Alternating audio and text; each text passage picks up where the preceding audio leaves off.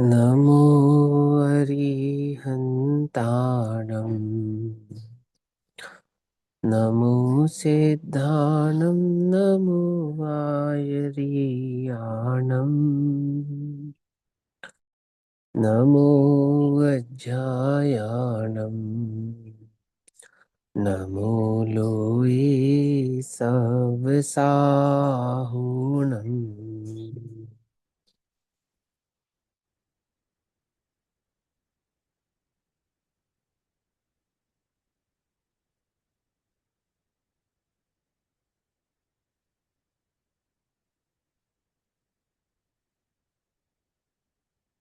मङ्गलं भगवान् वीरो मङ्गलं गौतमोगणी मङ्गलं कुन्दकुन्दाद्यो जैनधर्मोऽस्तु मङ्गलम्। सर्वमङ्गल्यमाङ्गल्यं सर्वकल्याणिकारकम् प्रधानां सर्वधर्माणां जैनं जयतु शासनम्। सर्वव्यापीकचिद्रूप स्वरूपाय परात्मने सौपलब्धि प्रसिद्धाय ज्ञानानन्दात्मने नमः।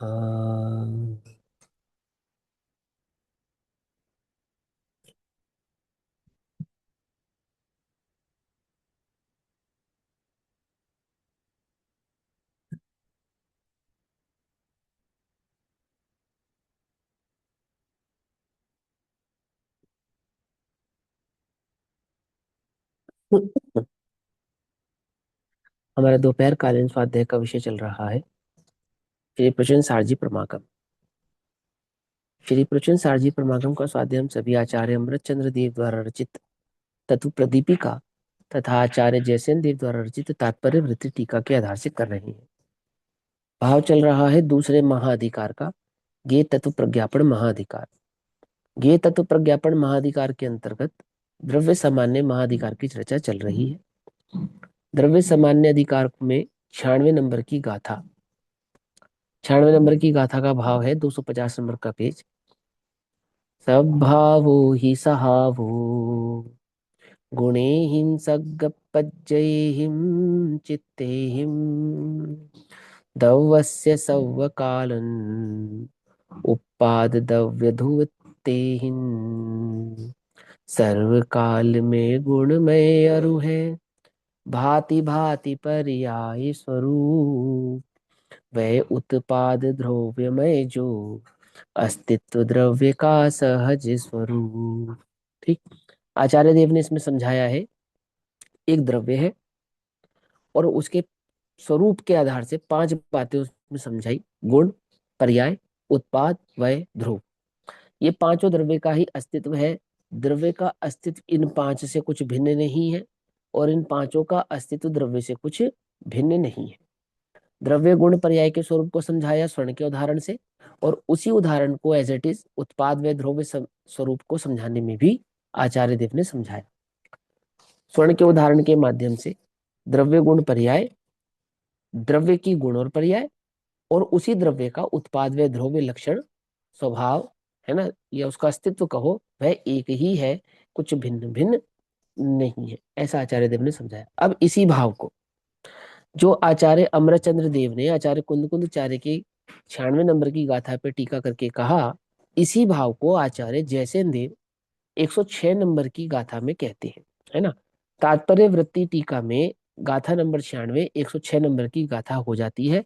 पेज नंबर 254, 254 नंबर का पेज, सॉरी 255, 255 नंबर का पेज, और टीका पढ़ेंगे आचार्य जयसेन देव की तात्पर्य वृत्ति। अब सर्वप्रथम स्वरूप अस्तित्व का निरूपण करते हैं। ये गाथा किसके संदर्भ में है? स्वरूप अस्तित्व का। अस्तित्व दो प्रकार से समझाया, एक सादृश्य अस्तित्व, दूसरा स्वरूप अस्तित्व। और स्वरूप अस्तित्व का स्वरूप समझाते समय क्यों समझा रहे हैं कि अन्य द्रव्य का जो अस्तित्व है वो अन्य द्रव्य का अस्तित्व नहीं है। एक द्रव्य का जो अस्तित्व है वो दूसरे द्रव्य से नहीं है, परंतु एक ही द्रव्य का जो अस्तित्व है वो अपने गुण और पर्याय और अपने उत्पाद व ध्रुव लक्षण से कैसा है, अभिन्न है, अभिन्न स्वभाव वाला है। ठीक। तो क्या कहते हैं आचार्य देव, अब सर्वप्रथम स्वरूप अस्तित्व का निरूपण करते हैं। सबसे पहले स्वरूप अस्तित्व का निरूपण करते हुए स्वरूप अस्तित्व का स्वरूप समझाते हैं। सहावो ही स्पष्टतः स्वभाव स्वरूप होता है। वो कहते हैं जो स्वभाव होता है वही स्वरूप होता है, ये बात हमें बतलाने की आवश्यकता नहीं है। स्पष्टतः मैंने लोक में ये बात बनी बनाई है कि जिसका जो स्वभाव है वही उसका स्वरूप है। अग्नि का स्वभाव और अग्नि का स्वरूप वह दो भिन्न भिन्न चीजें नहीं है। उष्णता अग्नि का स्वभाव भी है, उष्णता अग्नि का स्वरूप भी है। तो आचार्य ने कहा स्पष्टतः, ये तो स्पष्ट है, इसमें समझाने वाली क्या बात है। यह तो लोक में प्रमाणित बात है, बनी बनाई बात है। क्या? कि जो स्वभाव होता है सो स्वरूप होता है। स्वभाव ही स्वरूप होता है। स्वभाव कहो चाहे स्वरूप कहो। स्व माने अपना, भाव अपना, रूप तो बोले भाव और रूप में कोई अंतर थोड़ी होता है। स्पष्ट है ये बात तो। ठीक। कौन कर्ता रूप स्वभाव है, अब वो स्वभाव किसका क्या स्वभाव है, अर्थात हम किसके स्वभाव की बात कर रहे हैं, किस वस्तु के स्वभाव की बात कर रहे हैं। कौन कर्ता रूप स्वभाव है, उत्तर सद्भाव, माने जो उपस्थित है। जिस द्रव्य में जो भाव उपस्थित है, सद है अर्थात जिसकी सत्ता है। सद्भाव शुद्ध सत्ता या शुद्ध अस्तित्व स्वभाव है। ऐसा स्वभाव जो किसी अन्य के निमित्त से उत्पन्न हो गया हो, ऐसा नहीं। ऐसा स्वभाव को किसी के संपर्क को पाकर प्राप्त हुआ हो, ऐसा नहीं। कैसा स्वभाव? जो शुद्ध सत्ता स्वरूप है, जो अपना है, निजी है, अपने से है, अपने कारण से है, अपने में है और सदैव अपने भाव में ही रहने वाला है, अपने से कभी भिन्न अलग होने वाला नहीं है। सद्भाव शुद्ध सत्ता या शुद्ध अस्तित्व स्वभाव है। ज्ञान का सद्भाव आत्मा की शुद्ध सत्ता, शुद्ध अस्तित्व, ज्ञान स्वभाव का परिचायक अर्थात दर्शाने वाला है। मिठास शक्कर का शुद्ध भाव, अस्तित्व, शुद्ध सत्ता का स्वरूप समझाने वाला है। जिसका स्वभाव है वह शुद्ध अस्तित्व है, अर्थात जो स्वभाव है वही वस्तु है, वही सत्ता है, शुद्ध अस्तित्व है। पकड़ रही बात? स्वभाव से किसको पहचान रहे हैं हम? स्वभाव से वस्तु को ही पहचान रहे हैं। मिठास क्या है? बोले शक्कर ही है। उष्णता क्या है? बोले अग्नि ही है। ज्ञान क्या है? आत्मा ही है, मैं ही हूं। क्या कहा उधर? जिसका किसका स्वभाव है वह शुद्ध अस्तित्व, कि मुक्त आत्मा रूप द्रव्य का स्वभाव है। जैसे सिद्ध भगवान का स्वभाव है ना, वो उस द्रव्य का स्वभाव है। किस द्रव्य का स्वभाव है? आत्म द्रव्य का स्वभाव है। समस्त द्रव्यों के स्वभाव की बात नहीं चल रही है यहाँ पर। जैसे आचार्य अमृतचंद्र देव ने, देखो आचार्य अमृतचंद्र देव और आचार्य जयसेन देव की शैली में एक अंतर ये भी है। शैली में क्या अंतर है? कि आचार्य अमृतचंद्र देव उस वस्तु स्वरूप को समझाने के लिए पर वस्तु का उदाहरण लेते हैं। उन समस्त पर वस्तुओं में आचार्य जयसेन देव एक आत्मा का ही उदाहरण लेते हैं। वहां उदाहरण किसका लिया था? स्वर्ण का। लेकिन जो उदाहरण स्वर्ण पे घटित करके बताया ना, सत्ता के संदर्भ में, वही वे आत्मा के संदर्भ में घटित करके बताएंगे। आई बात समझ नहीं?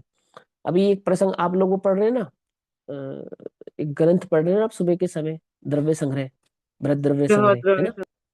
तो बृहद द्रव्य संग्रह में लक्षण लक्षण लक्ष्य समझाते हैं, जब स्वभाव आदि भाव की बातें समझाते हैं, तो वहां पे अनेकांत व्यभिचार आता है। शब्द, क्या शब्द आता है? अनेकांत व्यभिचार। तो क्या होता है अनेकांत व्यभिचार? अनेकांत व्यभिचार होता है क्या? है? लेकिन वहां लिखा है अनेकांत व्यभिचार। क्या होता है वो अनेकांत व्यभिचार? देखो, जैसे उन्होंने कहा, जैसे यहाँ लिखा मुक्त आत्मा रूप द्रव्य का स्वभाव है। तो ये जो लाइन है ना, मुक्त आत्मा रूप द्रव्य का स्वभाव है, ये है अनेकांत व्यभिचार। अनेकांत व्यभिचार कैसे हो गई भैया? ये ऐसी हो गई, ये सिर्फ इतनी सी लाइन ध्यान से समझना सभी लोग। क्या सभी द्रव्यों का स्वभाव मुक्त आत्मा है? मुक्त आत्मा सिद्ध समान है। क्या जीव भी सिद्ध समान है? जीव तो सिद्ध समान है ही, चलो। क्या पुद्गल भी सिद्ध समान है? क्या धर्म भी सिद्ध समान है? क्या अधर्म भी सिद्ध समान है? समझना ध्यान से। तो कहेंगे नहीं, ऐसा नहीं है, क्योंकि सिद्ध चेतनावस्था का नाम है और पुद्गल चेतन अवस्था नहीं है। ध्यान से समझना, सिद्ध अवस्था शुद्ध है ये बात तो सही है, शुद्धता की अपेक्षा से छहो द्रव्य शुद्ध है ये बात तो सही है, परंतु छहो द्रव्य सिद्ध समान नहीं है। तो सिद्ध अवस्था का जो लक्षण है सिद्ध समान, वो आप चैतन्य पे तो घटित कर सकते हो, लेकिन द्रव्य पे घटित नहीं कर सकते। जब आप कहोगे द्रव्य और उसको सिद्ध समान कहोगे, तो क्या दोष उत्पन्न होगा कि छहो द्रव्यों को सिद्ध समझना पड़ेगा, तो छहो द्रव्यों को चेतन होना पड़ेगा। तो ऐसा लक्षण जो सब में घटित हो जाए, तो वो क्या कहलाता है? अनेकांत व्यभिचार कहलाता है। पकड़ में ही बात नहीं? पकड़ में? अनेकांत माने, अनेकांत व्यभिचार माने कि लक्षण अनेक आपने अंत ऐसा, अनेक धर्म। हाँ, अनेकों में घटित हो गया, ऐसा लक्षण जो अनेकों में घटित हो गया है तो सही। नहीं, अब यहाँ द्रव्य पर का जो आपने अनेकांत का अर्थ बताया, जो हम पढ़ते आ रहे हैं, अनेक धर्म वाली वस्तु कैसी नहीं नहीं अनेकात्मा, नहीं नहीं नहीं नहीं नहीं, वो वाला अर्थ अर्थ नहीं नहीं है यहाँ आएगा पे। ना? है ना? हाँ, हाँ, तो अनेकांत का ठीक अर्थ, है। हाँ, ठीक अनेकांत है। का अर्थ वो वाला अर्थ नहीं आएगा जो अनेकांत का मैं हम तो अर्थ कह रही करते हूँ, आते हैं। हमने हाँ तो पढ़ा, तो हमें तो ये क्लियर हो गया पॉइंट। लेकिन आपने हाँ अनेकांत व्यभिचार बताया, तो हाँ, मतलब हम लोग जो जिन्होंने नहीं पढ़ा ना, वो उसी से कनेक्ट करेंगे। वो जो अनेक नहीं नहीं वस्तु नहीं जो नहीं, अनेक धर्म वाली है ना, अनेकांत, वो भी हाँ, क्लियर। यहाँ पे अनेकांत का अर्थ अनेक धर्मात्मक वस्तु नहीं है। अनेकांत का अर्थ ऐसा ऐसा लक्षण जो अनेकों में घटित हो जाए। अतिव्याप्ति ले सकते हैं ना, अतिव्याप्ति हाँ लक्षण ले हाँ, सकते हैं इसके अंदर। अतिव्याप्ति लक्षण हाँ कह सकते हैं, लेकिन वो अतिव्याप्ति की अपेक्षा से नहीं, क्योंकि जो छह द्रव्य द्रव्य है, छह द्रव्य द्रव्य है, द्रव्य है छह द्रव्य, कोई दिक्कत नहीं है। लेकिन छह द्रव्य सिद्ध है क्या? सिद्ध नहीं है। तो यहाँ क्या समझाना चाहते हैं? अभी आचार्य देव उसको खुलासा स्वयं कर देंगे आगे चलकर। वो कहेंगे कि द्रव्य माने हम जीव द्रव्य की बात कर रहे हैं। क्या कहा उन्होंने? शुद्ध अस्तित्व है, जिसका स्वभाव है वह शुद्ध अस्तित्व है, जिसका जो स्वभाव है वह शुद्ध ही है, स्वभाव स्वभाव से ही शुद्ध होता है। जैसे मुक्तात्मा रूप द्रव्य का स्वभाव है, जैसे सिद्ध भगवान का स्वभाव है। और वह स्वरूप अस्तित्व, जो सिद्ध भगवान का अस्तित्व है वह कैसा है? स्वरूप अस्तित्व। क्योंकि हम सादृश्य अस्तित्व की बात करते तो छह द्रव्यों को सिद्ध मानना पड़ता। हम बात कर रहे हैं स्वरूप अस्तित्व की, यानी एक द्रव्य के अस्तित्व की बात कर रहे हैं। और उस जैसे एक द्रव्य जो अन्य होंगे, जैसे जीव द्रव्य है ना, तो अन्य जो जीव द्रव्य होंगे उन सब का क्या स्वभाव होगा? मुक्त आत्मरूप ही स्वभाव हो जाएगा। एक और उदाहरण के तौर पर समझते हैं, देखो बात को, थोड़ा सा क्लियर बुद्धि नहीं हुआ लगाने वाली मुझे। बात है।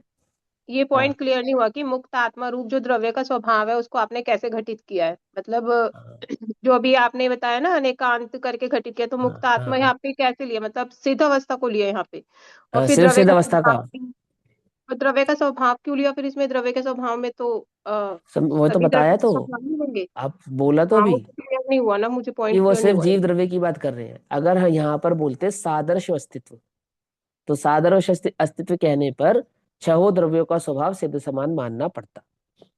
लेकिन यहाँ पर किसकी बात कर रहे हैं? स्वरूप अस्तित्व की बात कर रहे हैं।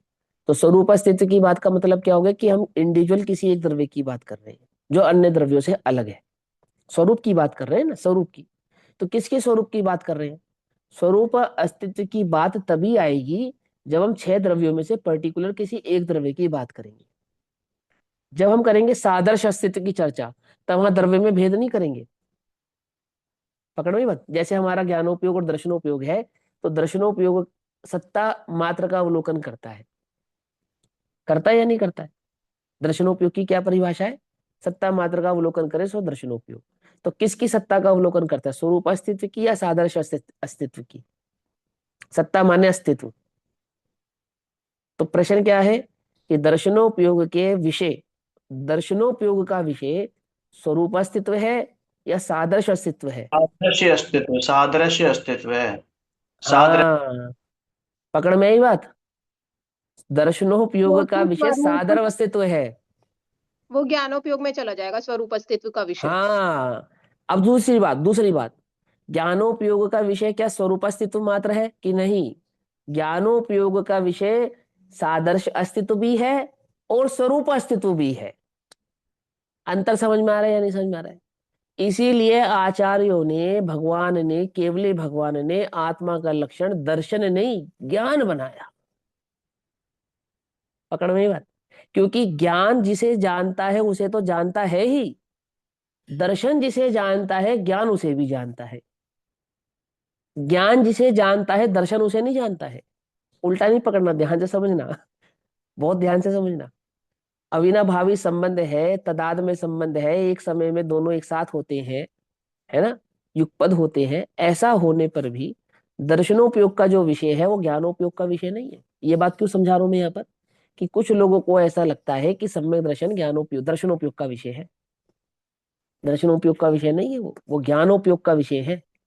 और आचार्य उसको एक बार नहीं, हजारों बार, लाखों बार एक ही लक्षण बनाते हैं आत्मा का। कौन? ज्ञान। आत्मा का लक्षण ना आनंद है, आनंद है तो ज्ञान सापेक्ष ही है। और आत्मा का लक्षण ना ही दर्शन है। पकड़ में ही बात नहीं, पकड़ में। आत्मा का क्या लक्षण है? ज्ञान लक्षण है। एक बात हो गई। अब दूसरी आगे एक और बात सुनो। मुक्त आत्मा रूप द्रव्य का स्वभाव है और वह स्वरूप अस्तित्व है। तो जो मुक्त आत्म रूप द्रव्य का स्वभाव है, जीव द्रव्य का जो स्वभाव है मुक्त आत्म रूप, वो भव्य का है, अभव्य का भी है। क्या? मुक्त आत्म रूप जीव अभव्य द्रव्य का का भी है, स्वभाव। भी द्रव्य का हाँ, स्वभाव स्वभाव भी तो का एक ही ही होता है। हाँ, अभव्य का भी यही स्वभाव है। अब कुछ को ये भ्रम है। क्या भ्रम है? कि पारिणामिक तीन प्रकार का होता है। भ्रम है ये, करणानियम में पढ़ा है ना। क्या पढ़ा है? पारिणामिक तीन प्रकार का। कौन कौन सा? जीवत्व, भव्य, भव्यत्व और हाँ, अभव्यत्व। अभव्यत्व। अब ये उनको समझना पड़ेगा कि वहां पर पर्याय की अपेक्षा से, प्रगट पर्याय की अपेक्षा से अथवा प्रगट होने वाली पर्याय की अपेक्षा से पारिणामिक में तीन भेद करके बतलाया है। वास्तव में पारिणामिक में तीन भेद होते नहीं है, एक ही जैसा होता है सभी का। यदि तीन प्रकार का पारिणामिक होगा तो क्या अंतर आएगा मालूम? फिर द्रव्य 6 नहीं रहेंगे, द्रव्य कितने हो जाएंगे? 8। मालूम? एक ही जीव द्रव्य के तीन पारिणामिक मानने पर कितने द्रव्य कहलाएंगे लोक में? 6 द्रव्य नहीं कहलाएंगे, 8 द्रव्य कहलाएंगे। मालूम है ये बात? ऐसे समझना ध्यान से। अब ऐसे यहां समझो, देखो क्या कहते हैं। मुक्त आत्म रूप द्रव्य का स्वभाव है। किस द्रव्य की बात कर रहे हैं हम जीव द्रव्य की बात कर रहे हैं। अगली लाइन में कहा, और वह जो स्वरूप है ना, जिस स्वरूप की हम बात कर रहे हैं, वह स्वरूप अस्तित्व, स्वरूप अस्तित्व जिस प्रकार मुक्त आत्माओं से पृथक भूत, मुक्त आत्माओं से पृथक भूत पुद्गल आदि 5 द्रव्यों तथा शेष जीवों के भिन्न है, वैसा भिन्न नहीं है। फिर बोलता हूं, देखो क्या कहा। वो जो हम मुक्त मुक्त स्वरूप की बात कर रहे हैं, मुक्त स्वभाव की बात कर रहे हैं, वो मुक्त स्वभाव कैसा है? जैसा, जिस प्रकार मुक्त आत्माओं से पृथक भूत, मुक्त आत्माओं से पृथक यानी कि अलग कौन कौन है? कि पुद्गल आदि 5 द्रव्य हैं, और शेष जो अन्य जीव द्रव्य हैं, जैसे वे भिन्न है, ऐसा आत्मा का, उस मुक्त आत्मा का स्वभाव अपने से भिन्न नहीं है। समझ में आई बात? नहीं समझ में आई? फिर समझाऊं, देखो। एक सिद्ध भगवान है, एक मैं हूं। तो मैं और सिद्ध भगवान स्वभाव की अपेक्षा से एक जैसे हैं या नहीं है? एक जैसे है ना। ऐसा होने पर भी जो सिद्ध का स्वभाव है वो सिद्ध का ही है, मेरा नहीं है। और जो मेरा स्वभाव है वो मेरा ही है, सिद्ध का नहीं है। तो जैसे मैं भगवान से भिन्न हूं, ऐसा उनका स्वभाव उनसे भिन्न नहीं है। ये बात तो पक्की है कि जैसा उनका स्वभाव है वैसा का वैसा मेरा स्वभाव है। परंतु मेरे स्वभाव से मैं भिन्न नहीं हूं, और अपने स्वभाव से वे भिन्न नहीं है, और हम दोनों एक दूसरे से भिन्न हैं। जैसे अन्य द्रव्य भिन्न है पुद्गल आदि, ऐसे मैं और जीव सिद्ध भगवान भिन्न ही है। क्यों समझाई ये बात? अद्वैत ब्रह्मवादियों के मत का खंडन करने के लिए। आचार्य देव कहते हैं कि सिद्ध समान होने पर भी सभी जीव भिन्न भिन्न ही है, एक जैसा स्वभाव धारण करने वाला होने पर भी, एक यानी इसको जैसा स्वरूप। स्वचतुष्टय कह सकते हैं कि हाँ, अपने उनका सोचो तो सही कह सकते हैं। स्वचतुष्टय भिन्न है, मेरा स्वचतुष्टय भिन्न है, इस हाँ, प्रकार यही से है। भिन्नता है। सर्वे स्वक्षेत्र स्वकाल स्वभाव गर्भित ही जानना, उसके बिना तो द्रव्य के अस्तित्व की कल्पना ही करना निरर्थक है। संभव नहीं है, ठीक है। ठीक है ना। वो तो तो एक बनी बारी बनाई और अद्वैत गर्भित बात। अद्वैत बताना एक बारी कि पूरे लोक में एक ही आत्मा व्याप्त है ऐसे। हाँ, अद्वैत ब्रह्मवादी के दो प्रकार के हाँ अद्वैत ब्रह्मवादी होते हैं। अद्वैत ब्रह्मवादी भी दो प्रकार के होते हैं। पहले अद्वैत ब्रह्मवादी क्या कहता है, लोक में एकमात्र एक ही द्रव्य है, जीव द्रव्य। ना पुद्गल है, ना धर्म है, ना अधर्म है, ना आकाश है, ना काल, कोई नहीं, जीव ही है। जो पुद्गल की पर्याय है वो भी जीव की ही पर्याय है, और जो जीव की पर्याय है सो तो जीव की पर्याय है ही। और वो एक ही जीव की अनेकों पर्याय है। ब्रह्म नाम है उस जीव का, ब्रह्मा। एक है ब्रह्म और एक है ब्रह्मा। तो ब्रह्मा के अंश का नाम है ब्रह्म। पकड़ में बात। तो एक ब्रह्मा है, उसी के अनेकों रूप है, चाहे वो पुद्गल रूप व्याप्तते हैं, चाहे वो जीव रूप व्याप्तते हैं, कुछ अलग अलग नहीं है। जिस प्रकार पानी की एक बूंद, पानी की एक बूंद पानी में मिला देने पर पानी ही रहती है, अन्य में मिला देने पर पानी रहती है, अन्य पानी में मिला देने पर पानी रहती है, और इस प्रकार से पूरा समुद्र बन जाता है। इसी प्रकार पूरा एक ब्रह्मा ही है, और बाकी हम सब उसकी बूंदें हैं। एक दूसरा अद्वैत ब्रह्मवादी मत ऐसा कहता है कि जीव और पुद्गल दो है। आपकी भाषा में समझा रहा हूं, उनकी भाषा में कुछ हो रहा है। लेकिन जो जीव है वो एक ही द्रव्य है, और पुद्गल एक अन्य द्रव्य है। हमारे यहाँ जीव द्रव्य कितने हैं? अनंत। तो अद्वैत ब्रह्मवादी कहता है अनंत जीव द्रव्य नहीं, जीव द्रव्य एक ही है बस, और बाकी सब उस एक जीव द्रव्य के अंशी ही जानने चाहिए। ठीक है ना। तो अपने यहाँ पे स्वरूप अस्तित्व और सादृश्य अस्तित्व, सादृश्य अस्तित्व की अपेक्षा से सभी जीव द्रव्य एक ही हैं।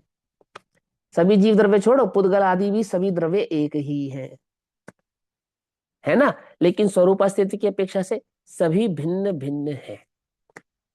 तो यहाँ आचार्य देव समझाते हैं कि सिद्ध भगवान का जो स्वरूप है वो अपने से कैसा है, अपने स्वभाव से अभिन्न है, लेकिन अन्य द्रव्यों से भिन्न है।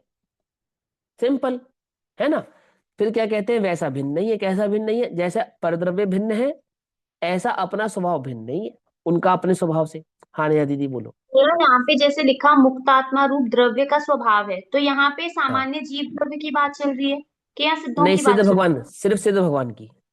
उन्होंने है? अच्छा। उदाहरण के रूप में सबसे पहले सिद्ध भगवान को लिया कि एक सिद्ध भगवान है, और उन सिद्ध भगवान का स्वरूप कैसा? मुक्त आत्मा। मुक्त आत्मा माने सिद्ध भगवान, सिद्ध भगवान, ठीक है। है ना। और सिद्ध शुद्ध भी ले सकते भगवान, हैं।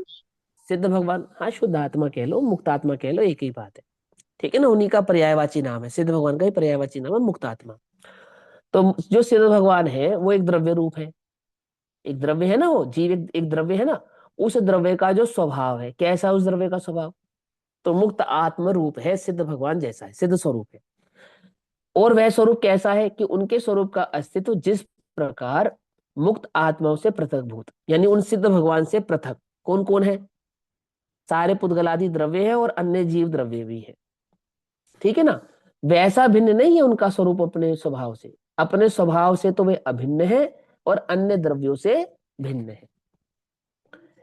किससे भिन्न नहीं है? वे किससे भिन्न नहीं है?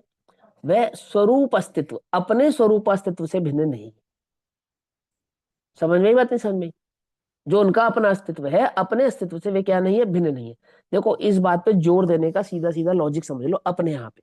अपने दर्शन में या प्रवचन सारजी ग्रंथ में जैन दर्शन को पढ़ने पढ़ाने वाले जीवों को, मुक्ति के मार्ग में प्रशस्त होने वाले जीवों को आचार्य देव प्रवचन सारजी में ये बात क्यों कह रही है?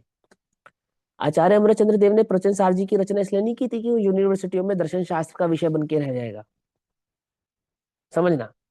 अथवा उन्हें दर्शन शास्त्र की महिमा बतलानी थी और अन्य दर्शनों में अपने दर्शन को स्थापित करना था, इसके लिए नहीं। जिन जीवों को मुक्ति की भावना हो, क्या है पहली गाथा? शुद्धोपयोग स्वरूप। वे मुक्ति के मार्ग को कैसे प्रशस्त करेंगे? कि मुक्ति के मार्ग को प्रशस्त करने के लिए उन्हें वस्तु का स्वरूप समझना पड़ेगा। वस्तु के स्वरूप को समझे बिना वे मुक्ति के मार्ग को प्रशस्त कर सकते नहीं है, ऐसा आचार्य देव का मंतव्य है। अब आचार्य देव यहाँ पे प्रवचन सार जी की रचना करते हैं, अन्य दर्शनों से अपने दर्शन को भिन्न बतलाने के लिए नहीं, मुक्ति के मार्ग को प्रशस्त करने के लिए। अब कुछ के लिए तो दर्शन शास्त्र का विषय बन के रह गया है मात्र, चाहे फिर वो जैन हो, चाहे पंडित हो, चाहे कोई भी हो, है ना। अपने यहाँ के भी हो, चाहे अन्य समाज के हो, कोई भी हो। लेकिन यहाँ समझो, यहाँ ये बात क्यों समझा रहे हैं? हमें स्वरूप अस्तित्व और आदि आदि बातों को क्यों समझा रहे हैं? तो आचार्य कहते हैं कि देखो भाई, इस जीव को सत्ता का ज्ञान नहीं है। किसका ज्ञान नहीं है? सत्ता का ज्ञान नहीं है। अब सत्ता का ज्ञान नहीं होने के कारण हम ही आचार्य अमरचंद्र देव कह रहे हैं हम ही ऐसा बोलेंगे कि द्रव्य सत, गुण सत, पर्याय सत।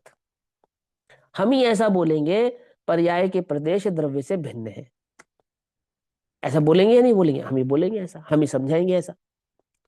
लेकिन हमें पहले तुम्हें यह समझाना पड़ेगा कि प्रदेश भिन्नता होती नहीं है। जैसी प्रदेश भिन्नता एक द्रव्य की दूसरे द्रव्य से होती है, ऐसी प्रदेश भिन्नता द्रव्य की अपने गुण पर्यायों से होती नहीं है। पहले ये सीखो, फिर हम तुम्हें बाद में बोलेंगे प्रदेश भिन्न है तो तुम छल ग्रहण मत करना।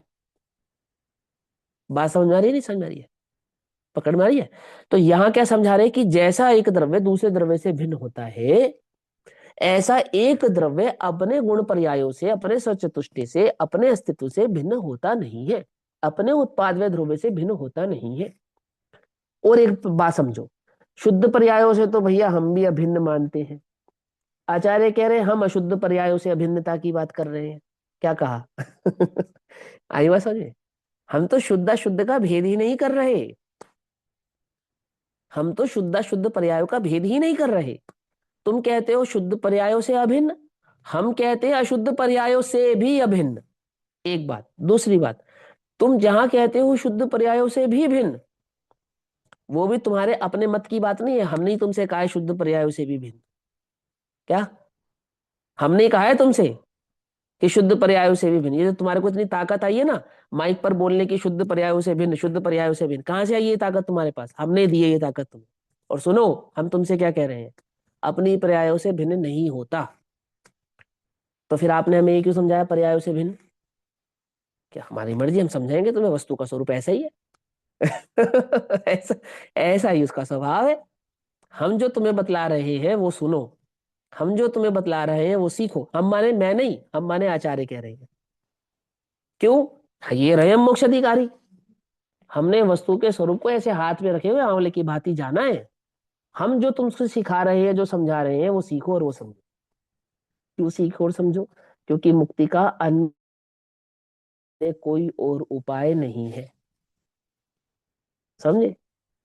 तुम्हें जिस प्रकाश, जिन नेत्रों की आवश्यकता है मोक्ष मार्ग में आगे बढ़ने के लिए, वो नेत्र तुम्हें हम देंगे। कौन देगा? वो नेत्र तुम्हें हम देंगे। क्या है उन नेत्रों का नाम? आगम है उन नेत्रों का नाम। आई बात समझे? और वो आगम किसके द्वारा कहा गया है? केवली भड़िदम। समझ में आई बात? नहीं समझ में आई? इसलिए तुम छल ग्रहण मत करो। पहला नियम सीखो। क्या नियम है पहला? कि जिस प्रकार एक द्रव्य दूसरे द्रव्य से भिन्न होता है, कितना भिन्न? अत्यंत भिन्न होता है, ऐसा ही एक द्रव्य अपने गुण और पर्यायों से और अपने उत्पाद व द्रव्य लक्षण से अत्यंत भिन्न स्वभाव वाला नहीं होता है। पकड़ में ही बात? अन्य अतद भाव वाला तो होता है, अत्यंत भाव वाला नहीं होता है। ये समझाना है। इतनी मेहनत इस बात को समझाने के लिए हो रही है क्योंकि तुम इस ही एक बात में सबसे अधिक छल ग्रहण करने वाले हो। जो ज्ञेय तत्व प्रज्ञापन महाधिकार है, इस ज्ञेय तत्व प्रज्ञापन महाधिकार के भी 3 भेद हैं। इसमें जो पहला ज्ञान सामान्य अधिकार, द्रव्य सामान्य अधिकार है ना, यही सबको सबसे मुश्किल जान पड़ता है। मुश्किल नहीं है, मुश्किल नहीं है। मुश्किल क्यों जान पड़ता है? क्योंकि हम अध्यात्म में पढ़ते और सीखते कुछ है और यहां बात आती है कुछ और। तो थोड़ा अपने को लगता है क्या कह रहे हैं, अपने को तो कुछ समझ में नहीं आ रहा। अपने को तो सबसे सरल क्या पड़ता है? मैं अपनी पर्यायों से भी भिन्न हूं। कौन सी पर्यायों से भिन्न हूं? जो प्रकट ही नहीं हुई है, ऐसी केवल ज्ञान आदि पर्यायों से तो भिन्न हुई है ना। उसकी तो बात ही क्या करना, प्रकट होनी हो तो हो जाएगी, नहीं होनी होगी तो नहीं होगी, मुझे उससे क्या लेना, मेरी थोड़ी है। बिल्कुल सही बात है। और ये जो है ना, ये राग द्वेष आदि की पर्याय, ये भी मेरी नहीं है। जब केवल ज्ञान की मैंने अपनी नहीं मानी तो इनको अपना क्यों मानूंगा? क्या समझे बात? है वो अपने को सरल जान पड़ती है। ये सबसे बढ़िया है भैया। आप तो महंत बना रहना चाहता है, रहना चाहता नहीं रहना चाहता, और महंत है तू, घबरा नहीं। तुझे महंत बनने की आवश्यकता नहीं है, महंत ही है। इस लोक में यदि कोई महंत है तो तू ही है। परंतु परंतु क्या कि स्वभाव को जाने तो वास्तविक महंतता का बोध हो। स्वरूप नहीं जानता है, नकली नकली महंतता का बोध किए बैठा है। समझे? तो देखो क्या कहते हैं, किससे भिन्न नहीं है, तो वह अपने स्वरूप अस्तित्व, वो द्रव्य अन्य सभी द्रव्यों से तो भिन्न है, परंतु अपने स्वरूप अस्तित्व से कैसा है, अभिन्न है। उत्तर, गुणेहिम सग्गपज्जेहिम, अर्थात केवल ज्ञानादि गुणों केवल ज्ञान गुण होता है या केवल ज्ञान पर्याय होती है? गुणों की पर्याय। पर्याय। हाँ, समझ में बात नहीं? समझ में?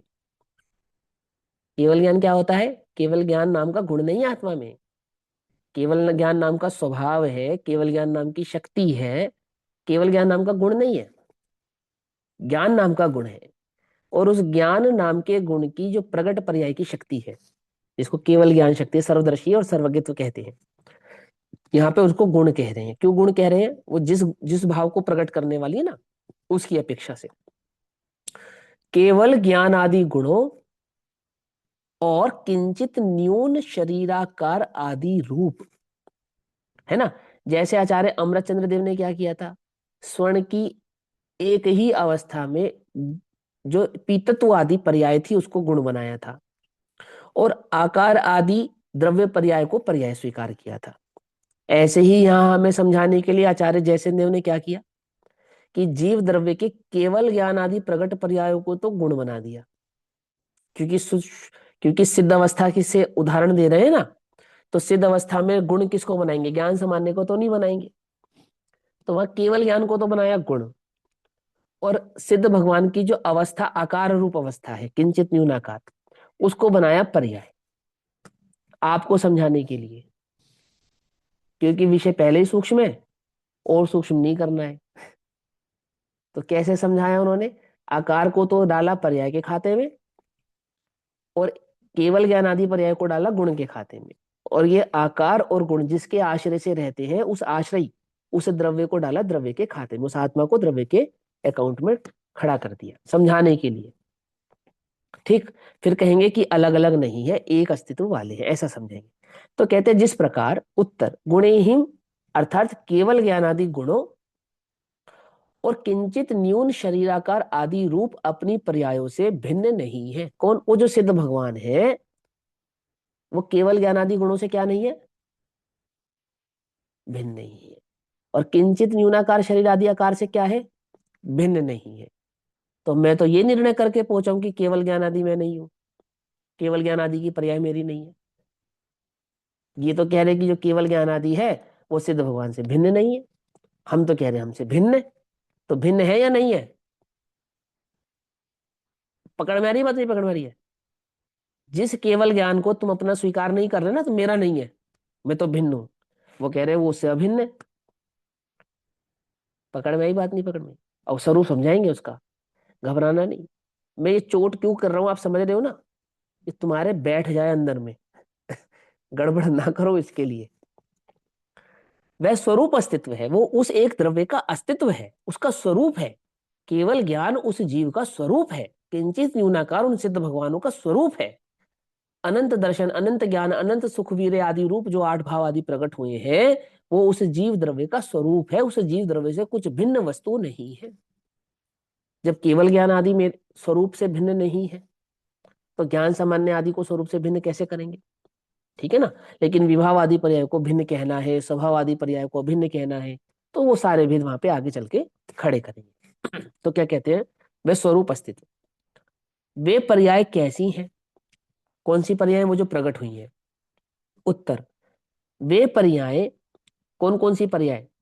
सिद्ध गतित्व यानी कि सिद्धपना, अतीन्द्रियत्व यानी अतीन्द्रियपना, अशरीरत्व अर्थात अशरीरीपना, अयोग्यत्व अर्थात अयोगी केवली भाव प्रकट हुआ ना, योग बिना, योगपना, अयोगपना, अवेदत्व अर्थात जो वेद रहित परिणाम प्रकट हुआ है, इत्यादि अनेक भेदों से भिन्न भिन्न है।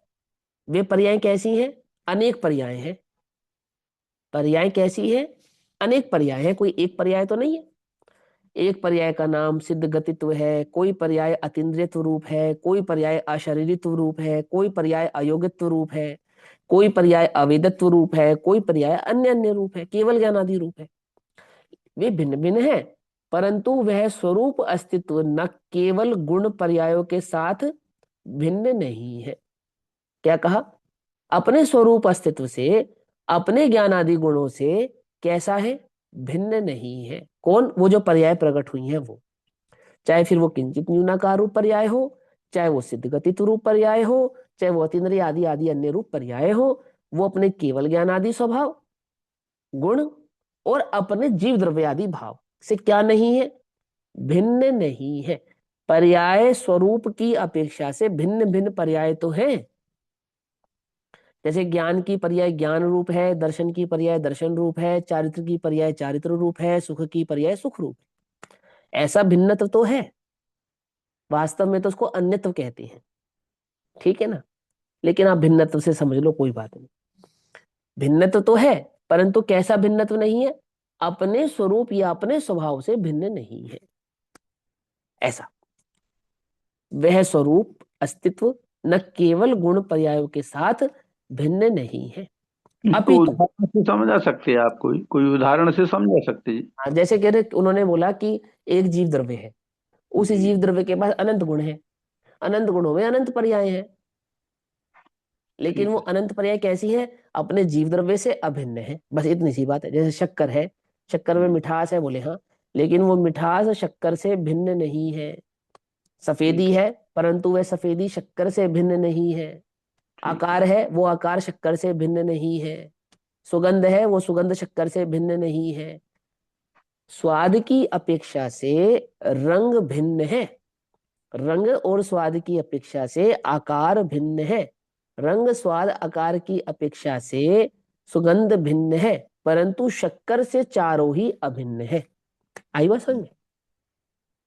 समझिए, शक्कर से चारों ही अभिन्न है, ठीक। जो सुगंधी है हम उसको आकार नहीं कहेंगे, जो आकार है हम उसको स्वाद नहीं कहेंगे, जो स्वाद है हम उसको रंग नहीं कहेंगे, लेकिन चारों ही शक्कर है। रंग भी शक्कर है, आकार भी शक्कर है, स्वाद भी शक्कर है, सुगंध भी शक्कर है ना। ठीक केवल है। ज्ञान भी आत्मा है, अनंत दर्शन भी आत्मा है, अनंत सुख भी आत्मा है, अनंत वीर्य भी आत्मा है। अनंत वीर्य अनंत ज्ञान नहीं है, अनंत ज्ञान अनंत सुख नहीं है, अनंत सुख अनंत दर्शन नहीं है, लेकिन अनंत दर्शन अनंत सुख अनंत ज्ञान अनंत वीर्य ये सब आत्मा ही है, जीव ही है, उस एक जीव से अभिन्न ही है, ऐसा। आई समझ में बात? ऐसा। तो क्या कहते हैं? अपितु शुद्धात्म प्राप्ति रूप, शुद्धात्मा की प्राप्ति से जो प्रकट होता है, या शुद्धात्मा की प्राप्ति के बाद जो जो लक्ष्य में आता है, प्रकट होता है, प्राप्त होता है, शुद्धात्म प्राप्ति रूप मोक्ष पर्याय के उत्पाद से। क्या कहा? ध्यान से समझना, आचार्य जयसेन के विशेषण बड़े जबरदस्त हैं।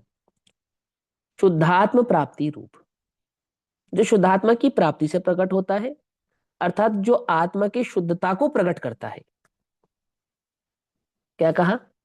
शुद्धात्म प्राप्ति रूप, जो शुद्ध आत्मा के आश्रय से प्रकट होता है, या आत्मा की शुद्धता को जो प्रकट करता है, ऐसा वो जो सिद्ध गति है, ऐसी वो जो सिद्ध अवस्था है, ऐसी वो जो मोक्ष पर्याय प्रकट हुई है ना। मोक्ष पर्याय के उत्पाद से क्या हुआ है? रागादि विकल्प रहित परम समाधि रूप मोक्ष मार्ग पर्याय के वय से है। सिद्ध अवस्था प्रकट हुई, बोले हाँ प्रकट हुई, तो वहां पे कौन सी पर्याय का व्यय हुआ? कौन सी पर्याय का व्यय हुआ? मालूम क्या लिखा है? मोक्ष मार्ग। मोक्ष मार्ग की पर्याय का व्यय हुआ। एक है मोक्ष, एक है मोक्ष का मार्ग, ठीक। तो बोले मोक्ष प्रकट होता है तो मार्ग का व्यय होता है, तो प्रकट होता है। जैसे इसको हम साधारण उदाहरण से समझे, जैसे हमें फर्स्ट फ्लोर पे जाना है, तो हमें 10 सीढ़ियां चढ़नी है, तो पहली सीढ़ी पे कदम रखेंगे, फिर दूसरी पे रखेंगे, फिर तीसरी पे रखेंगे, फिर चौथी पे रखेंगे। तो एक सीढ़ी का होगा व्यय, और जिस पे कदम रखेंगे उसका होगा उत्पाद। फिर तीसरी पे होगा व्यय, और दूसरी का होगा व्यय, दूसरी का होगा व्यय, तीसरी का होगा उत्पाद। फिर तीसरी का होगा वय, चौथी का होगा उत्पाद। ऐसे ही कब तक होता रहेगा? जब तक वो मोक्ष मार्ग प्रकट ना हो जाए।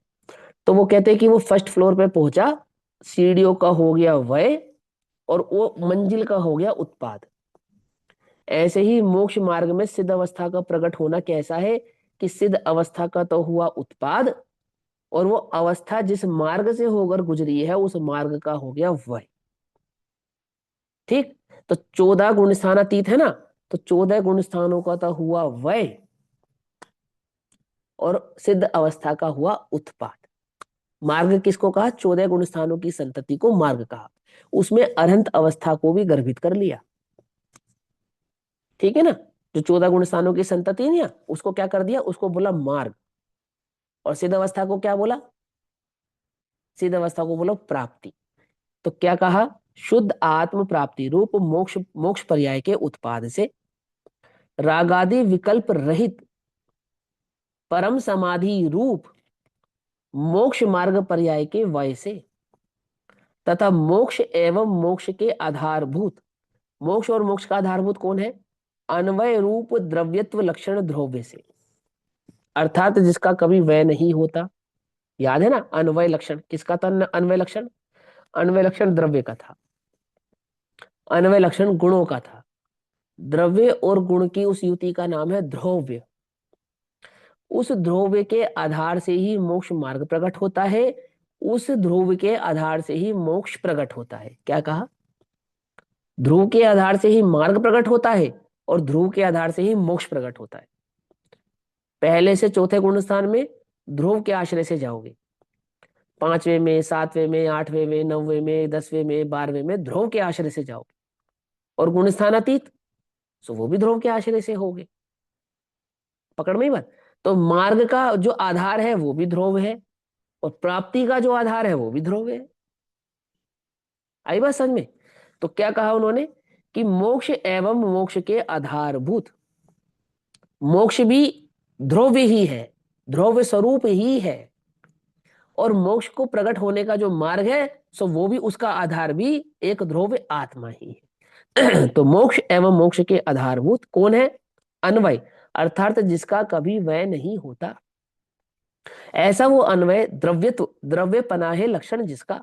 कौन? वो ध्रुव से, अर्थात जो सदैव त्रिकाली एक जैसा निरंतर एक ही भाव में रहने वाला है, वर्तने वाला है, ध्रुव से। इस प्रकार स्वरूप अस्तित्व उक्त लक्षण वाले उत्पाद वय और ध्रुव से भिन्न नहीं है। फिर कहा, क्या कहा? इस प्रकार स्वरूप अस्तित्व, किसका स्वरूप अस्तित्व? किसके स्वरूप अस्तित्व की बात हुई थी? मुक्त आत्मा के स्वरूप अस्तित्व की बात हुई थी,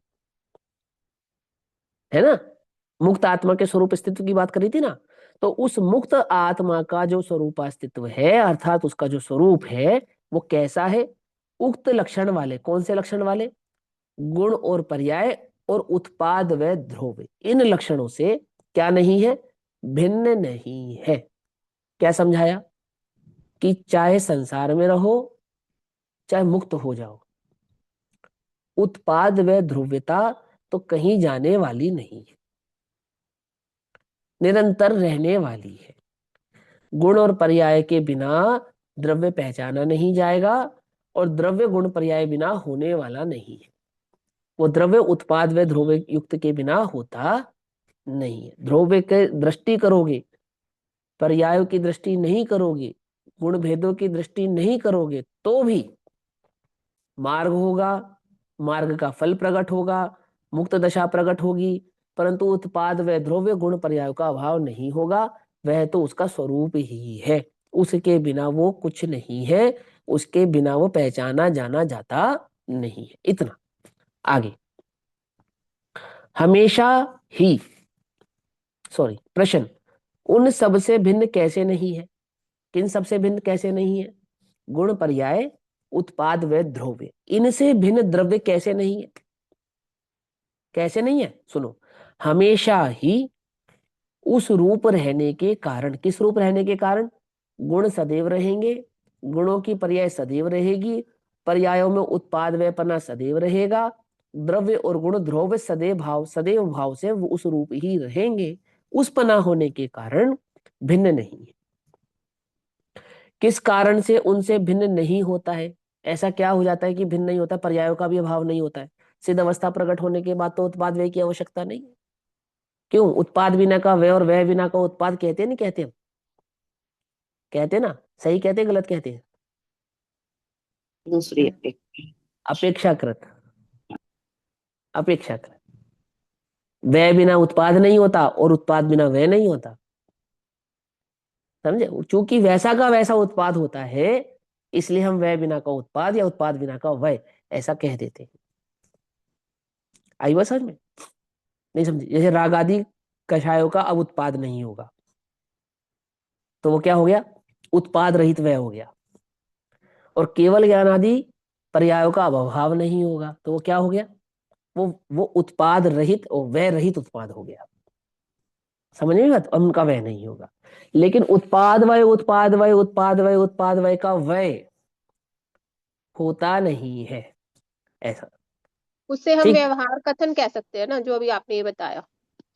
हाँ, उपचार के कथन है, अपेक्षाओं के कथन है, ठीक है ना? निश्चय और व्यवहार दोनों घटित किए जा सकते हैं, उसमें कोई बात नहीं। पर वो स्वभाव की बात चल रही है, अभी स्वभाव समझो कि कैसा है। उत्पाद व्यय बिना के नहीं होता है, ऐसा समझा रहे हैं ना। अब किस कारण से उनसे भिन्न नहीं होता है? क्या कारण है कि उत्पाद व्यय उत्पाद व्यय ध्रुव गुण और पर्यायों से भिन्न नहीं होता है? ऐसा प्रश्न होने पर कहते हैं समाधान। जिस कारण से गुण तथा पर्याय रूप अस्तित्व से गुणों का अस्तित्व और पर्यायों का अस्तित्व, जिस कारण से गुणों का अस्तित्व है और जिस कारण से पर्याय का अस्तित्व है, तो पर्याय का अस्तित्व किसके कारण से है? गुणों के कारण से, क्योंकि गुणों के परिणमन का को पर्याय कहते हैं। और गुणों का अस्तित्व किस कारण से है? वो द्रव्य के कारण से, क्योंकि वो द्रव्य के आश्रय रहते हैं। समझे नहीं? उनके होने का कारण कौन है? देखो, हम फर्स्ट फ्लोर पे रहते हैं, सेकंड फ्लोर पे रहते हैं, है ना? तो हमारे आधार कौन है सेकंड फ्लोर फर्स्ट फ्लोर पे रहने वालों का? ग्राउंड फ्लोर वाला कहने लगे, भाई साहब मैं तो अपने मकान से हो गया परेशान, मैं तो ये बिल्डिंग गिराऊंगा, दूसरी बनाऊंगा। आपके फ्लोर को कुछ नहीं करूंगा, आपके फ्लोर को कुछ नहीं करूंगा। क्या करूंगा मैं तो आई बात समझ रही? समझ गई? तो हमारा क्या होगा भैया? द्रव्य कहने पर्याय कहने लगे कि मुझे गुणों की आवश्यकता नहीं है, मैं तो अपने तत्समय की योग्यता से प्रकट होती हूँ, अपने आधार से होती हूँ, मेरे षट कारक तो मुझ में ही है ना? कर सकती है ना? कर सकती है। और ये तो केवल ही कह रहे हैं, मेरे पास आगम प्रमाण है कि मेरे षट कारक मुझसे ही है, ऐसा पर्याय कर सकती ना क्लेम। तो मेरे को क्यों तुम आरोपित करते हो गुण और द्रव्य पे? नहीं है मुझे आवश्यकता उनकी, तो क्या होगा? क्या होगा? उसका अभाव हो जाएगा। उसकी सत्ता का विनाश हो जाएगा, ना कि सिर्फ उस पर्याय की सत्ता का, उस द्रव्य की सत्ता का भी विनाश हो जाएगा। एक अस्तित्व वाले हैं, दो अस्तित्व वाले नहीं है। दो लक्षण है, अस्तित्व एक है। पर्याय लक्षण, द्रव्य लक्षण, लक्षण दो हैं, अस्तित्व एक है। आ रही है बात समझ में? अमेरिका में एक केस आया, सच्चा सच्चा सच्ची मुच्ची का केस है, ये पढ़ लेना तुम। CIA की बिल्डिंग के ऊपर, है ना, रॉ वालों ने उनकी छत खरीद ली। जिस बिल्डिंग में जो बिल्डिंग थी ना CIA की, उसकी छत खरीद ली। किसने? रॉ ने। तो छत खरीद ली रॉ ने। अब CIA को मालूम चला यार, रॉ ने जो है हमारी छत खरीद ली है, और अब यहाँ पे जो भी सीक्रेट कार्य होंगे वो सब इनको मालूम चलेंगे, कुछ ना कुछ गड़बड़ करेंगे यहाँ पे। क्या करें? कुछ समझ में नहीं आया। तो उन्होंने एक सियादवादी वकील को बुलाया, है ना। द्रव्य गुण पर्याय के स्वरूप को जानने वाला वकील था, जबरदस्त बढ़िया। उसको बुलाया, उसको उससे सलाह ली। उसने कहा कोई बात नहीं, इन्होंने खरीद ली ना जब छत, अब बिल्डिंग भी तो बनाएंगे तभी तो रहेंगे, छत पे तो रहेंगे नहीं। बोले हाँ। तो बोले ये जब बिल्डिंग बनाने का समय आएगा तब देखेंगे। तो जब वो उन्होंने बिल्डिंग बनाने के लिए पहले ईंट रखी, तो उसने तुरंत उनके ऊपर केस दायर कर दिया। क्या केस दायर किया? कि भैया ये हमारी छत पे बिल्डिंग नहीं बना सकते। छत छत खरीदी ना इन्होंने, बिल्डिंग बनाने के लिए छत खरीदी ना, तो जो छत का बेस है, आधार है, वो तो हमारा ही है, वो तो इनका नहीं है। तो जज ने कहा ये कैसी बेवकूफ की बात करते हो? तो उन्होंने कहा क्या चाहते, क्या हो तुम, क्या ये बिल्डिंग बनाए या नहीं बनाए, क्या चाहते हो? क्योंकि आकाश तक तो तुम्हारी नहीं है बिल्डिंग, जमीन से पाताल से आकाश तक तो तुम्हारी जगह नहीं है। तुम्हारी जगह तो 6 फ्लोर की है, 6 ही फ्लोर तुम्हारे माने जाएंगे। बोले छत किसकी मानोगे आप? बोले छत तुम्हारी मानी जाएगी, तो हम चाहते हैं हमारे छत से 1 फुट जगह छोड़कर ये अपनी बिल्डिंग खड़ी कर ले। क्या कहा, नहीं समझे? हमारी छत से 1 फुट जगह छोड़े हवा में। और अपनी बिल्डिंग खड़ी कर ले, हमें कोई दिक्कत नहीं है। कोई बात समझ में नहीं, हो जाएगी खड़ी? नहीं हो सकती। पर्याय कहे कि मैं अपने षटकारकों से होती हूं, मुझे गुणों की क्या आवश्यकता। तो तुमने षटकारक का अर्थ नहीं समझा। तुमने षटकारकों का अर्थ क्या निकाला, पर्याय के षटकारकों का अर्थ, कि उसे गुणों की आवश्यकता ही नहीं है। और एक देखो दूसरा तर्क सुनो, जैसे ज्ञान गुण की पर्याय है, तो ज्ञान रूप परिणमन हो ना अपने षटकारक से होती है, तो षटकारक रूप से परिणमित होने वाली स्वतंत्र पर्याय वो ये कहे कि मैं तो दर्शन की ज्ञान रूप होंगी, मैं नहीं होती ज्ञान की ज्ञान रूप, तो हो जाएगी? नहीं समझे? आप मुझे दर्शन का मतलब, तो दर्शन गुण रहेगा और पर्याय ज्ञान की होगी। क्यों? क्योंकि ज्ञान कह रही है मैं अपने षटकारकों से हो रही हूँ, मुझे क्या आवश्यकता है गुणों की, जिस मर्जी की हो जाओ। ऐसा तुम्हारी मर्जी नहीं चलेगी भैया, तुम्हारा अस्तित्व हमसे है। समझे? ऐसे आचार्य कह रहे हैं कि हर आत्मा को जानने वाले को मोक्ष नहीं होगा, जैसा आत्मा का स्वरूप हम बताएंगे ना ऐसे आत्मा को जानने से होगा खाली ज्ञाता दृष्टा कहने से नहीं होगा। समझे या नहीं समझे? हमसे अस्तित्व है उसका, हम बता रहे हैं तुम्हें, जैसा हम बताएंगे वैसा होगा, क्योंकि वस्तु का स्वरूप ही ऐसा है, वस्तु का स्वभाव ही ऐसा है। कैसा है? अपने षटकारकों से स्वतंत्र रूप से परिणमित होने वाली पर्याय का जो अस्तित्व है, अनंत गुणों का जो अस्तित्व है, वो द्रव्य से भिन्न नहीं है, वो द्रव्य का ही अस्तित्व गुण और पर्यायों का अस्तित्व है। आ रही बात पकड़ में नहीं आ रही है ना? तो देखो क्या कहते हैं, छल ग्रहण कहां से होता है, जीव स्वच्छंदी कैसे होता है, वस्तु स्वरूप नहीं जानता तो स्वच्छंदी होता है, सिंपल। क्या कहते हैं, जिस कारण से गुण, जिस कारण से, कारण क्या है गुणों के होने का, जिस कारण से गुण तथा पर्याय इनका जो अस्तित्व है, तो अस्तित्व से और उत्पाद व ध्रुव रूप अस्तित्व से कृतभूत शुद्धात्म द्रव्य का अस्तित्व सिद्ध होता है। पकड़ में बात, अर्थात जिसमें ये हुआ है, ये कार्य हुआ है, कौन सा कार्य हुआ है, अनंत गुणात्मक कार्य हुआ है, अनंत पर्याय रूप कार्य हो रहा है, अनंत पर्याय में जो उत्पाद व्यपना हो रहा है, गुण का जो ध्रुव्यपना बना हुआ है, इनके पीछे का आधार कौन है, वो एक द्रव्य। जैसे द्रव्य के बिना गुण नहीं होते, जैसे द्रव्य और गुण के बिना पर्याय नहीं होती, जैसे द्रव्य गुण पर्याय का लक्षण ही उत्पाद व ध्रुव्य है ना, सिद्ध होता है, तथा शुद्धात्म द्रव्य के अस्तित्व से गुण पर्याय एवं उत्पाद व ध्रुव्य का अस्तित्व सिद्ध होता है। सिद्ध अवस्था किसकी कहोगे, पर्याय की या द्रव्य की? केवल ज्ञान किसका कहोगे, पर्याय का या भगवान आत्मा उस द्रव्य का, किसका कहोगे? सिद्ध नहीं होगा। हवा में आकाश के पुष्प के समान पर्याय नहीं होती, आकाश के पुष्प के समान द्रव्य गुण नहीं होते, और आकाश के पुष्प की भांति द्रव्य भी नहीं होता। द्रव्य होगा तो गुण पर्याय वाला होगा, सिद्ध होता है। पर्याय होगी तो द्रव्य गुण वाली ही होगी। उत्पाद वह होगा सो पर्याय का ही लक्षण कहलाएगा, ध्रुव होगा तो द्रव्य गुण का ही कहलाएगा। वो उनके बिना कुछ नहीं है, किसके बिना, उस एक द्रव्य के बिना कुछ नहीं है। अल्टीमेटली बात यह है कि वो एक द्रव्य ही है जो गुणात्मक भाव वाला है, पर्यायात्मक भाव वाला है, उत्पादवय वाला है और ध्रुव लक्षण वाला है। कौन है वो एक द्रव्य ही है। पकड़ में, तुम द्रव्य के 5 टुकड़े मत करो। कौन से 5 टुकड़े? वय का टुकड़ा अलग कर दिया, उत्पाद का टुकड़ा अलग कर दिया, ध्रुव का टुकड़ा अलग कर दिया, गुण के टुकड़े अलग कर दिए, पर्याय के टुकड़े अलग कर दिए, और इन सबसे भिन्न एक द्रव्य हो गया। इनसे भिन्न है क्या द्रव्य? अभिन्न है। भिन्न माने गौण करना था। गौण तो इतना कर देना था कि अपने मानने से भी इंकार कर देना, घबराना नहीं। लेकिन पहले मेरे हैं ये तुम्हें पता होना चाहिए, तब तुम कह सकते हो कि मेरे नहीं। जैसे देह मैं नहीं हूं, देह मेरी नहीं है, ऐसे गुण और पर्याय मेरे नहीं है, ऐसा नथी, एम नथी, ऐसा नहीं है क्या? जैसे पर द्रव्य पुद्गल मेरा नहीं है, ऐसे गुण और पर्याय भी मेरे नहीं है, पर द्रव्य है, ऐसा नहीं। क्या अपनी पर्याय को क्या कहा तुम? पर द्रव्य कहते हो। उल्टा नहीं पकड़ना कि हाँ बिल्कुल ठीक है, हम भी कहते हैं परद्रव्य ही कहते हैं। तुम क्या कहते हो, हम भी कहते हैं। पर परद्रव्य ऐसा परद्रव्य नहीं कहते हम। कैसा परद्रव्य? जैसा देह को परद्रव्य कहते हैं, ऐसा परद्रव्य हम अपने गुण पर्यायों को नहीं कहते। ठीक है। जब हमें गौण करेंगे तो गौण का अतिरेक है वो, कि उसको परद्रव्य ही कहेंगे। दृष्टि नहीं करनी ना। अपने पुत्र को क्या कहेंगे? आज से तू मेरा पुत्र नहीं है। अपने पुत्र को कहा जाएगा। ये बात किसके पुत्र के लिए वजनदार है? पड़ोसी के पुत्र के लिए, अपने पुत्र के लिए? पड़ोसी के पुत्र को कह दो तुम आज से तू मेरा पुत्र नहीं है, फिर क्या होगा? है? दोनों शक के दायरे में आ गए तुम बेचारे, दोनों कलंकित हो जाओगे। क्या समझे कि मैंने गलत क्या कहा? मैंने सही तो कहा कि मेरा पुत्र नहीं है। कुछ गलत कहा क्या? तुम भी तो ये मानते हो कि मेरा नहीं है, मैं भी कह रहा हूं मेरा नहीं है। भैया ये तो गड़बड़ हो गई, ये तो कलंक है।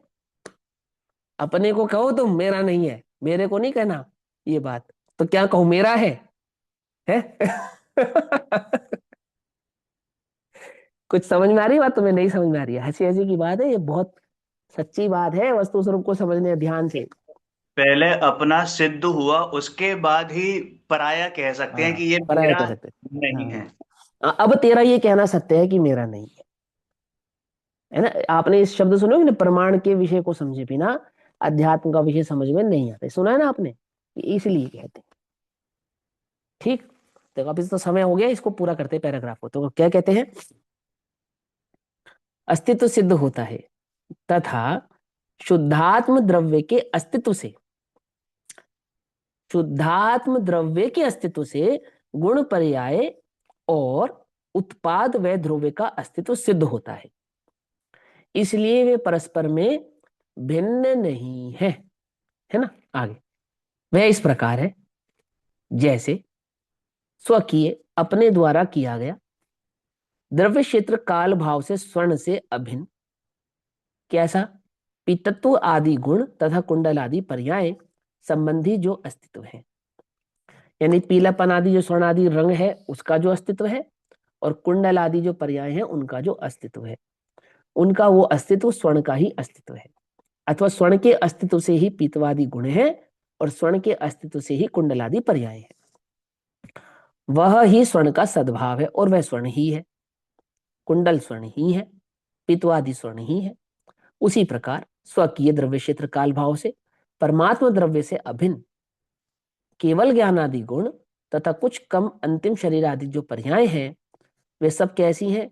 वे सब पर्याय संबंधी जो अस्तित्व है वह ही मुक्त आत्म द्रव्य का सद्भाव है, अर्थात अस्तित्व है। मुक्त आत्मा का अस्तित्व उन गुण पर्यायों से कुछ भिन्न हो, उन गुण पर्यायों का अस्तित्व उस मुक्त आत्मा से कुछ भिन्न हो, सो ऐसा नहीं है। आई बात समझ में? वह एक ही अस्तित्व है। जिस प्रकार स्वकीय द्रव्य क्षेत्र काल भाव से हो गया ना, पर्याय से अंतिम जानना चाहिए, कुंडल आदि पर्यायों का स्वभाव है, उसी प्रकार जिस प्रकार स्वकीय द्रव्य क्षेत्र काल भाव से पितत्व आदि गुणों तथा कुंडल आदि पर्यायों से अभिन्न स्वर्ण संबंधी जो अस्तित्व है, वह ही पीतत्व आदि गुण तथा कुंडल आदि पर्यायों का स्वभाव है। उसी प्रकार स्वकीय द्रव्य क्षेत्र काल भाव से केवल ज्ञान आदि गुण तथा कुछ न्यून अंतिम शरीर आकार पर्यायों से अभिन्न मुक्त आत्मा संबंधी जो अस्तित्व है, वह ही केवल ज्ञान आदि गुणों तथा अंतिम शरीराकार से कुछ कम पर्यायों का स्वभाव जानना चाहिए, है ना? अब इसको तो समझाने की आवश्यकता नहीं ना, इसको रिपीट रिपीट करके समझा रहे आपको। एक बार घटित किया गुणों पर्यायों में, और एक बार घटित करेंगे उत्पाद व ध्रुव्य में। अब यहाँ उत्पाद व ध्रुव्य का भी द्रव्य के साथ अभिन्न अस्तित्व सिद्ध करते हैं। जिस प्रकार स्वकीय द्रव्य से चतुष्टय से, स्वकीय द्रव्य आदि चतुष्टय से अपना स्वकीय चतुष्टय समझ गए ना, द्रव्य क्षेत्र काल भाव से स्वर्ण से अभिन्न कटक पर्याय से उत्पाद तथा कंकड़ पर्याय से विनाश, और स्वर्णत्व लक्षण द्रव्य संबंधी जो अस्तित्व है। अब ये कटक पर्याय और कंकर पर्याय क्या है? सिंपल सी बात है, कुंडल का अभाव और कड़े का उत्पाद, ऐसा समझ लो आप। ठीक है ना? वो कटक होता है मिश्रण किया हुआ स्वर्ण होता है ना, जो मिट्टी में मिला हुआ स्वर्ण, और फिर उसको शुद्ध करके जो अलग किया, तो जिसका अभाव हुआ वो स्वर्ण अपने एक भाव से निकलकर और वो कणक यानी कि वो डली रूप बना या अन्य रूप बना। उस साधारण सी बात को समझो कि स्वर्ण का एक टुकड़ा था और आपने उसकी चेन बना दी, तो टुकड़े का हो गया अभाव और चेन का हो गया उत्पाद।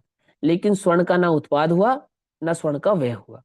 ऐसा होने पर भी स्वर्ण का ही उत्पाद हुआ, स्वर्ण का ही व्यय हुआ। माने स्वर्ण की एक अवस्था को हमने कहा उत्पाद रूप और स्वर्ण की ही एक अवस्था को हमने कहा व्यय रूप। आई बात समझ में? ऐसा यहां कह रहे हैं। उत्पाद एवं कंकण पर्यायों से विनाश और स्वर्णत्व लक्षण स्वध्रुव संबंधी जो अस्तित्व है वह ही स्वर्ण का सद्भाव शुद्ध अस्तित्व है।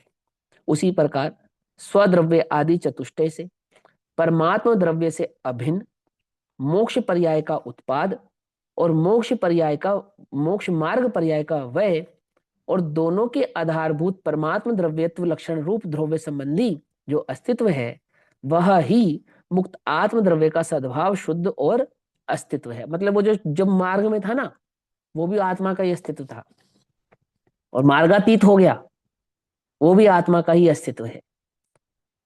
जब जिसका व्यय हुआ वो व्यय काल होने से पूर्व उत्पाद काल में भी वो आत्मा का ही अस्तित्व था, उस जीव द्रव्य का, और व्यय हुआ तो वो भी आत्मा का अस्तित्व है, घबराना नहीं। उत्पाद हुआ वो भी उसका अस्तित्व है। बोले व्यय भी उसी एक अस्तित्व के आधार से होता है, उत्पाद भी उसी एक अस्तित्व के आधार से होता है। मतलब द्रव्य के बिना ना व्यय होगा और द्रव्य के बिना ना उत्पाद होगा। उत्पाद व्यय को होने के लिए क्या चाहिए? ध्रुव चाहिए, और वो ध्रुव कौन है? वो द्रव्य ही है।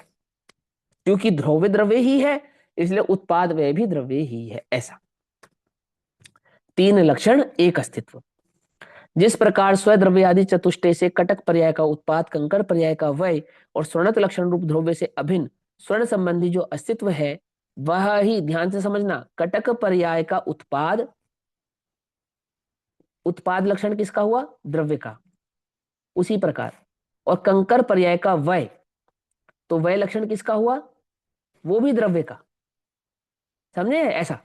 और उन दोनों के आधारभूत जो स्वर्णत लक्षण ध्रुव्य है उसका जो स्वभाव है, उसी प्रकार स्वद्रव्य आदि चतुष्टय से मोक्ष मार्ग पर्याय का उत्पाद, मोक्ष मार्ग पर्याय का व्यय, मोक्ष पर्याय का उत्पाद, मोक्ष मार्ग पर्याय का व्यय और उन दोनों के आधारभूत मुक्त आत्म द्रव्यत्व लक्षण रूप ध्रुव्य से अभिन्न, व्यय भी अभिन्न, उत्पाद भी अभिन्न और ध्रुव्यता भी अभिन्न परमात्म द्रव्य संबंधी जो अस्तित्व है वही मोक्ष पर्याय का उत्पाद, मोक्ष मार्ग पर्याय का व्यय और उन दोनों का आधारभूत मुक्त आत्म द्रव्य लक्षण रूप ध्रुव्य का स्वभाव है। अर्थात उस एक द्रव्य का ही वे स्वभाव है, ध्रुवता भी, उत्पादता भी और वयथा भी। पहले उदाहरण में गुण और पर्याय को सिद्ध करा, पहले स्वर्ण में फिर आत्मा में, और दूसरे उदाहरण में उत्पाद वय ध्रुव लक्षण को सिद्ध करा, पहले स्वर्ण में और फिर आत्मा में। इस प्रकार जैसे मुक्तात्म द्रव्य की अपने गुण पर्याय तथा उत्पाद व ध्रुव्य के साथ स्वरूप अस्तित्व नामक अवांतर सत्ता को अभिन्न स्थापित किया है, उसी प्रकार ही सभी द्रव्यों के विषय में भी समझना चाहिए, ऐसा यहाँ आश्रय है। पकड़ में आई बात? ये जो गाथा नंबर 96 96 नंबर की जो गाथा है ना, भाई इतना ही प्रमाण का विषय है पूरे जनागम में। बस इतना ही है प्रमाण का विषय, इससे अलग कुछ नहीं है। आपने 96 नंबर की गाथा समझ ली, वस्तु का प्रमाण का पूरा विषय आपने समझ लिया। और कितनी सी बात कही कि हम पर्याय, गुण, उत्पाद, वय, ध्रुव्य, ये कौन है? ये द्रव्य ही है। बस इतना कहा हमने, द्रव्य से कुछ भिन्न नहीं है। लक्षण भिन्न होने पर भी स्वभाव भिन्न नहीं है, स्वरूप भिन्न नहीं है, अस्तित्व भिन्न नहीं है। ओहो, वह द्रव्य ही है, ऐसा हमें यहाँ भली प्रकार से समझना चाहिए। अब यह सादृश्य अस्तित्व का कथन है। अब सादृश्य अस्तित्व के और थोड़े विशेष भाव को 97 नंबर की गाथा में आचार्य देव कहेंगे, लेकिन अभी समय हुआ तो ये चर्चा हम कल करेंगे। तब तक के लिए सभी को जय जिनेन्द्र। ओम नमः सिद्धेभ्यः। चीज थोड़ी सी भाई डाउट में है कि हाँ बोलो पहले बोलो। सादृश्य को की बजाय स्वरूप को क्यों समझाया है? पहले सादृश्य जैसे महासत्ताओं को समझाते, फिर अवान्तर को तो समझाते, महासत्ता समझाया है ना, पहले महासत्ता समझा तो दी, महासत्ता को समझने की क्या बात है, समझाया महासत्ता क्यों नहीं समझाई? जैसे सादृश्य अस्तित्व का आप स्वरूप बताएंगे, है ना? हाँ हाँ, ये मतलब 96 सादृश नंबर अस्तित्व का स्वरूप 96 में बताया ना, 97 में भी उसी का विस्तार करेंगे। स्वरूप अस्तित्व सादृश, बताओ। हाँ स्वरूप अस्तित्व पहले समझाया ना ये। अच्छा आप ये कह रहे हो कि सादृश अस्तित्व का जो स्वरूप आप आने समझा रहे हैं, वो पहले बाद में क्यों समझा रहे हैं, और स्वरूप अस्तित्व पहले क्यों समझाया? अच्छा, तो वो ज्यादा जरूरी है ना, तुम्हारे ऊपर छाप ना पड़े। सत्ता स्वरूप के ज्ञान पहले होना चाहिए। सादृश अस्तित्व जो कहने वाली बात है, जो आगे हमको समझाएंगे, उसका इतना इतना मुख्य विस्तार नहीं है, वो इसकी इतनी मुख्यता नहीं है। सादृश अस्तित्व का अस्तित्व है, अस्तित्व भाव समझाना है, सभी द्रव्य एक भाव से एक से हैं, एक से को एक है ऐसा कहना है। इसलिए उसकी बात को बाद में कहा, जो सबसे जरूरी बात है उसको पहले कहा। सादृश अस्तित्व समझे बिना, स्वरूप अस्तित्व समझे बिना, सादृश अस्तित्व की जो बात है, उपचरित बात है ना, उपचरित उपचरित बात है, निश्चय के पूर्वक व्यवहार होता है, व्यवहार के पूर्वक निश्चय नहीं होता। स्वरूप अस्तित्व मूल है, जिसकी सत्ता को अन्य की सत्ता में मिलाकर हम एक करने वाले हैं ना, मेरी सत्ता और पुद्गल की सत्ता को मिलाकर एक करने वाले हैं सादृश अस्तित्व के अंदर। ठीक है, तो पहले सत्ता का लक्षण समझाया स्वरूप अस्तित्व में, पहले एक की लक्षण सत्ता को समझ लो। क्या समझ लो? कि वो एक द्रव्य अपने द्रव्य गुण पर्याय और अपने उत्पाद व ध्रुव से अभिन्न है। अब हम उसको मिलाकर बोलेंगे, अब हम उसको मिलाकर बोलेंगे। तो तुम क्या छल ग्रहण नहीं करना, क्या छल ग्रहण नहीं करना कि मिला मिले हुआ नहीं है। ग्रहण मत करना। तो नहीं। हाँ, सिंपल सा मिला हुआ नहीं। हमने एक एक चीज है ना, पहले एक है, एक की सत्ता, ये स्वीकार करी, फिर उस एक की सत्ता और ऐसे ही अन्य की भी सत्ता है, ये स्वीकार की, फिर उन सभी सत्ताओं को हम एक कहेंगे। तो कोई कंफ्यूजन है आपको? कोई कंफ्यूजन नहीं है। पर एक सत्ता को फिर भिन्न करते तो ऐसा लगता मानो एक में भेद खड़े किए हैं। क्या है? मानो एक में भेद खड़े किए हैं, जबकि एक में भेद नहीं खड़े किए हैं, भेद है, उनको एक कह रहे हैं। क्या कहा? कुछ बात समझ में नहीं? 6 द्रव्यों में भेद है, हम भेद को एक कहेंगे, एक में भेद नहीं करेंगे। सादृश अस्तित्व और स्वरूप अस्तित्व में, सादृश अस्तित्व में भेद नहीं किया है, स्वरूप अस्तित्व वास्तविकता है, और उस स्वरूप अस्तित्व को अभेद करके सादृश अस्तित्व की चर्चा की है। अंतर समझ में आ रहा है नहीं आ रहा है? एक में भेद नहीं किया, एक ही है, दो को अभेद करके कहा है। और कैसा भेद नहीं है? जैसा अपने द्रव्य गुण पर्याय में अपने से भेद नहीं है, ऐसा भेद नहीं है मत समझ लेना सादृश अस्तित्व के अंदर, वहां तो भेद है। समझे? चतुष्टय का भेद है, स्वरूप का भेद है, द्रव्य गुण पर्याय का भेद है, उत्पाद व ध्रुवता का भेद है, फिर भी हम उसको अभेद कहने वाले हैं। वो तो उपचरित कथन है, इसलिए ठीक है, ज्ञान कराने के लिए। बाकी आचार्य देव स्वयं भी इसका निर्णय करके समझाएंगे। ओम नमः सिद्धेभ्यः। निज निधि निज में बताई, यह अनंत उपकार है, उसके लिए जिनवाणी माँ को वंदना शत बार है।